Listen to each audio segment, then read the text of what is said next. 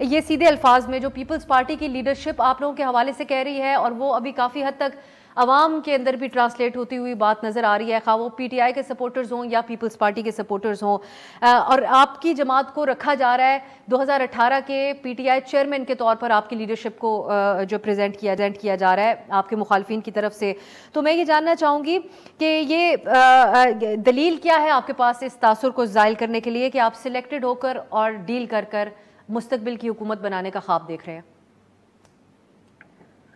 बहुत शुक्रिया आप साहब। मुझे तो आपके सवाल के अंदर भी एक डेक्लेरेशन नजर आई कि जो है ये तासुर जो बनाने की कोशिश चंद कॉर्नर्स की तरफ से की जा रही है, अपनी शायद जो है वो नाकामी और शिकस्त देखते हुए उसको जो है वो शायद मतलब आपने डिक्लेयर कर दिया कि शायद वो मतलब ऐसा ही है, ऐसा तासुर है, बिल्कुल भी नहीं। तासुर बनाने की मैंने कोशिश आपके की जा रही है। आजमा साहबा, मैंने आपके मुखालिफ मेरे पीपल्स पार्टी के ऊपर रखकर भी कहा, और ये कादर मंदुखिल साहब प्रोग्राम में इन लोगों के अपने अल्फाज हैं, वो नवाज शरीफ साहब का मवाजना इमरान खान साहब से करके एक ही पलड़े में दोनों को रखती हैं उनकी जमात। जी, मैं आ रही हूँ, उसी तरफ आ रही हूँ। देखिए, हमने कई दफ़ा ख़ास तौर पे हमारी पार्टी ने ये गुज़ारिश की है कि हम जो है वो सियासी गुफ्तगू करके, अपने मंशूर पे बात करके हम उस तरह से कैंपेन में जाना चाहेंगे। इल्ज़ामात लगाना, खामख़ा दूसरे पे जुमले कसना वो बड़ा आसान काम है, वो किया जा सकता है। हम भी बिल्कुल तुर्की बतुर्की उसी तरह जवाब भी दे सकते हैं।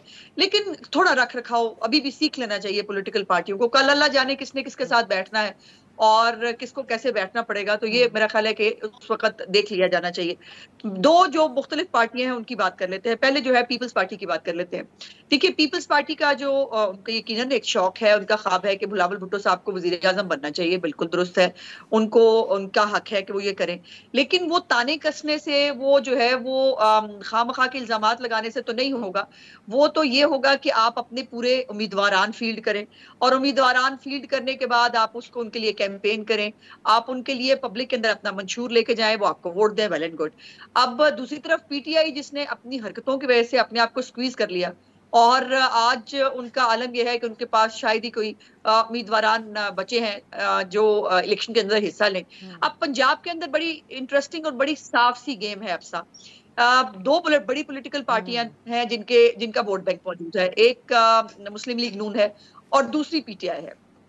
अब पीपल्स पार्टी तो पंजाब के अंदर रन के अंदर उस तरह से माजरत के साथ एग्जिस्ट ही नहीं करती और चूंकि कौमी असम्बली के अंदर सबसे ज्यादा नशिस्तें जाहिर है पंजाब के पास होती है, तो पंजाब से जिसको ज्यादा नशिस्तें मिलती हैं उसका वजीर आजम बनने का चांस ज्यादा बढ़ जाता है। और ये जाहिर है, ये एहसास है। इन्होंने कोशिश भी बहुत की पीपल्स पार्टी वालों ने।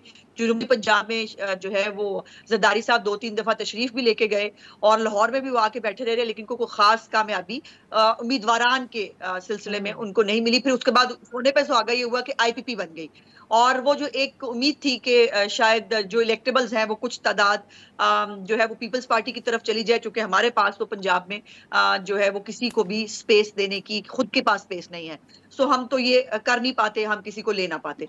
तो इसलिए ये अब पंजाब के अंदर जो पीटीआई की जो एक फॉल है, जो पीटीआई का एक डाउनफॉल बल्कि मैं कहूंगी, उसका यकीनन फायदा जो है वो पीएमएलएन को होगा, इसमें कोई दूसरी राय नहीं। लेकिन उसमें हमारा कसूर क्या है? 9 और 10 मई हमने करवाया क्या इमरान खान को ये जलाओ घिराओ की, ये फितना फसाद और दहशतगर्दी हमने सिखाई है? हमने कहा था ये करके अपने लिए, अपनी पार्टी के लिए, अपने पार्टी के उम्मीदवार के लिए मुश्किल क्रिएट करे।